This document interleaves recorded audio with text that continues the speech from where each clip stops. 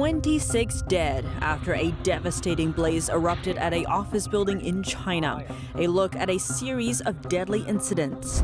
Is there a covert link between an illegal biolab in California and the Chinese military?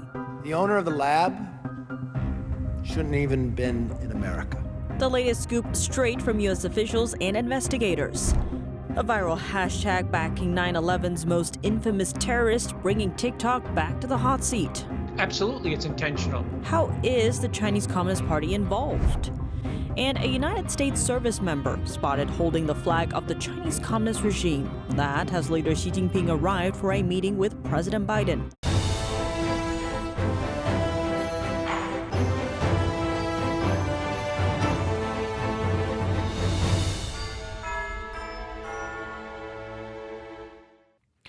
Welcome to China in Focus. I'm Tiffany Meyer. A tragic incident in a northern Chinese city. A fire swept through the office building of a local coal company on Thursday, killing at least 26 people and injuring nearly 40. The province, Shanxi, is a major coal producer for China. Most of the victims were company employees. Authorities have detained 13 people in connection with the incident. The cause of the fire is still under investigation. Industrial accidents like fires often occur in China, with experts pointing to lax enforcement of safety standards. In April, a hospital fire in Beijing killed 29 people. Backlash against authorities soon sparked online over their alleged withholding of information from patients' relatives. In July, 11 people died after the roof of a school gym collapsed in the country's northeast. And in the month before, an explosion at a barbecue restaurant in northwestern China killed 31. That incident prompted a nationwide campaign in China to promote workplace safety. One of the worst such accidents happened in 2015 in Tianjin, where a gigantic explosion at a chemical warehouse killed at least 165 people. The results are in from the probe of an illegal Chinese biolab in California. The lab was found in the small town of Reedley in December last year.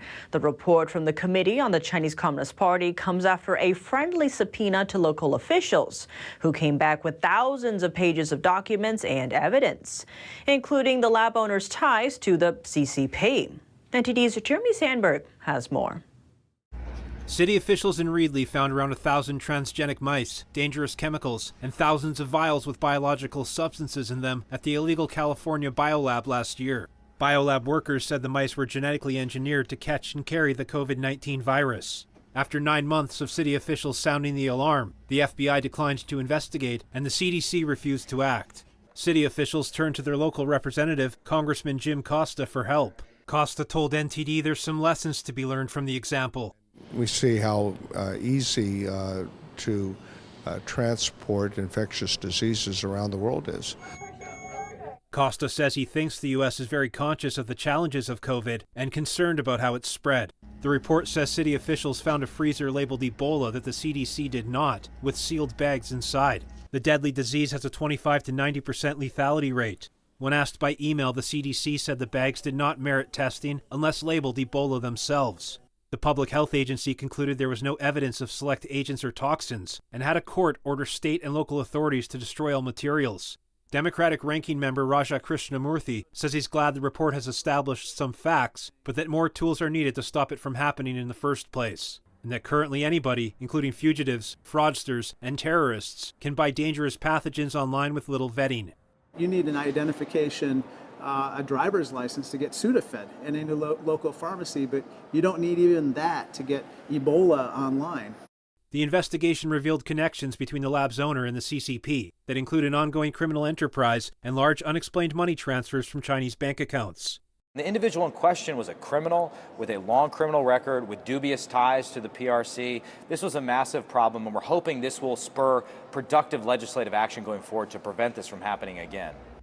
Congressman Kevin McCarthy, who represents a district next to the lab, says the report exposed a few hard truths. The owner of the lab shouldn't even been in America. He was here illegally. He had a judgment, as you watched in this report, from stealing IP. The lab owner, Jaibe Jesse Zhu, was hit with a $330 million Canadian court judgment for IP theft in 2016. The fugitive was a former corporate officer in the CCP's military-civil fusion organization. The committee established the companies that set up the lab are tied to Chinese companies and nationals. Congressman Gallagher says he hopes future hearings will produce a bipartisan agenda for steps Congress can take to prevent anything like the Raleigh Biolab from happening again. Jeremy Sandberg, NTD News. A new blow to the Chinese stock market. Starting next year, Chinese and Hong Kong stocks are no longer getting a type of U.S. investment, the pension dollars of almost 7 million federal employees. This comes after a major decision from America's largest contribution pension plan. It's called the Federal Retirement Thrift Investment Board. The pension fund, reserved for U.S. government staff, has decided to exclude investments from Hong Kong and China. The agency has over $700 billion in assets under its belt, and it manages retirement savings account for almost 7 million federal employees. What's behind the change? Triggers include investment restrictions on sensitive Chinese technologies, the booting of Chinese companies from U.S. stock exchanges, and sanctions on Russian securities. The agency noted that all of these risks could mean losses for investors. The agency also said the uncertainty could outweigh the benefits if it were to continue its exposure to Chinese and Hong Kong stocks. And there's a new trend. The demand is growing among global investors for investment funds that don't include China. That's as China's economic recovery continues dragging its feet. And tensions mount between the two superpowers. Plus, Chinese equities were underperforming as of October. President Joe Biden toasting the power of the Pacific during a gala dinner in San Francisco Thursday night, calling the president an inflection point in history. That together we can harness the power of the Pacific to grow our economies, to uplift our workers, to protect our planet, to connect our people to one another and the future of greater prosperity and dignity for all. That we can change and bend the arc of history for the better if we make up our mind to do it. Hear, hear. Welcome. The event was part of the Asia-Pacific Economic Cooperation Summit known as APEC. It came just one day after Biden's highly anticipated meeting with Chinese Communist Party leader Xi Jinping. Biden recounted in his speech that Xi had asked him why the U.S. is so engaged in the Pacific. Biden said he answered with, quote, "because we are a Pacific nation." Just after that meeting, Biden spoke to business leaders about Washington's trade stance on China, echoing the message that the U.S. is de-risking and diversifying economic relations with China, not decoupling. He also noted that stable relations between the world's two largest economies are good for the world. The U.S. focusing its attention to two of its most important Asian allies. President Biden met with Japan's Prime Minister and South Korea's president on Thursday, on the sidelines of the APEC summit in San Francisco. The leaders did not give remarks after the meeting, but the frequency of their talks has drawn attention. They met at Camp David just 3 months ago. Topping their discussion agenda, China's assertiveness in the region and threats from North Korea. During the APEC summit, Japanese Prime Minister Fumio Kishida voiced his concerns about the Chinese regime. I also expressed my serious concern about China's increased military activities around Japan, including its cooperation with Russia, and stressed that peace and stability in the Taiwan Strait is extremely important for the international community, including Japan. Kishida met with Chinese leader Xi Jinping the day before. Kishida said little progress was made on pending issues, such as China's maritime activities around Taiwan and the arrest of a Japanese citizen on spying allegations. As the APEC summit winds down its final day, a snapshot from Chinese Communist Party head Xi Jinping's arrival in California has appeared on social media. Footage shows President Biden waiting outside to meet him. And just outside the building, a United States service member seen holding the flag of Communist China. Visits from foreign leaders are often recognized with the display of their nation's flag. According to the State Department, the foreign flag should be flown on a separate staff from the U.S. flag. The U.S. flag is flown in the place of honor to the viewer's left. The decision to station a U.S. service member to hold a flag comes alongside tense U.S.-China relations. Washington remains highly critical of issues including human rights abuses and espionage tied to Beijing. Next, in the shadow of hot war between Israel and Hamas, an anti-Semitic letter written by Osama bin Laden has gone viral on TikTok. It's been circulating among the U.S. users since Monday.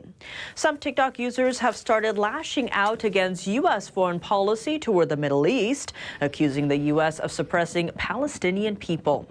The hashtag tied to the letter gained nearly 2 million views before the platform took it down. 22 years ago, bin Laden orchestrated the infamous 9/11 terror attacks, which killed nearly 3,000 Americans. He was killed in Pakistan 12 years ago in a U.S. special operation. Before his death, he had openly condemned U.S. military efforts in the Middle Eastern conflicts. NTD's Chris Spears spoke to the co-author of the book, Understanding the China Threat, for more. TikTok shows that a bad idea, like the bin Laden letter and its support, can circulate very rapidly.